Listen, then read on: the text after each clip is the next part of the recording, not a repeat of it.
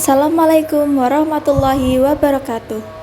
Yang terhormat Ibu Riri Rengganis selaku dosen pengampu mata kuliah Bahasa Indonesia serta teman-teman dari kelas Sistem Informasi B 2023 yang saya sayangi. Pertama-tama marilah kita panjatkan puji syukur kepada Tuhan Yang Maha Esa atas limpahan rahmat-Nya sehingga kita masih diberi kesehatan jasmani dan rohani hingga saat ini. Pada kesempatan kali ini, saya, Aisyah Liprianto dari Sistem Informasi kelas B dan 3 digit NIM terakhir 058 akan menyampaikan pidato dengan tema Saya Muda dan Bangga Berbahasa Indonesia.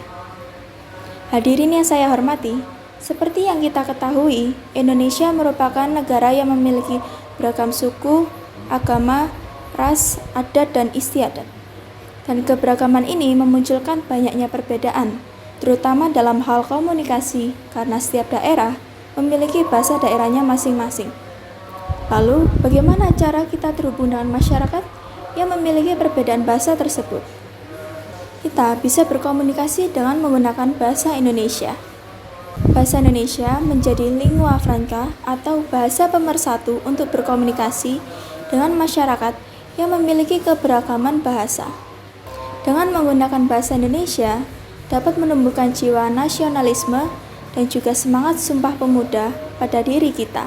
Dikutip dari peristiwa Sumpah Pemuda yang terjadi pada tanggal 28 Oktober 1928, masyarakat Indonesia bersumpah.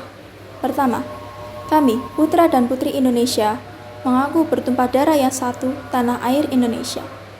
Kedua, kami, putra dan putri Indonesia, mengaku berbangsa yang satu, bangsa Indonesia. Ketiga, kami, putra dan putri Indonesia, menjunjung bahasa persatuan, bahasa Indonesia. Kita, sebagai masyarakat Indonesia, harus cinta dalam menggunakan bahasa Indonesia. Cinta terhadap bahasa Indonesia artinya harus mengenal, memahami, dan menggunakan bahasa Indonesia sesuai dengan kaidah penggunaan bahasa yang baik dan benar. Hadirin yang saya hormati, sebagai generasi muda, saya merasa bangga menggunakan bahasa Indonesia ketika berkomunikasi. Dengan menggunakan bahasa Indonesia, bisa menjadi salah satu cara untuk melestarikan budaya, tradisi, dan nilai-nilai luhur yang dimiliki oleh bangsa kita. Namun, seiring dengan kemajuan teknologi dan adanya globalisasi, kita melihat bahwa penggunaan bahasa Indonesia untuk berkomunikasi mengalami penurunan, terutama di kalangan generasi muda. Saat ini penggunaan bahasa Indonesia cenderung dikalahkan oleh bahasa asing yang membuat para generasi muda tidak lagi bersemangat untuk mempelajari bahasa Indonesia. Hal tersebut dikarenakan adanya persaingan di era globalisasi yang menuntut kita untuk menguasai bahasa asing. Tanpa sadar, hal itu telah menjatuhkan identitas bahasa Indonesia sebagai bahasa nasional.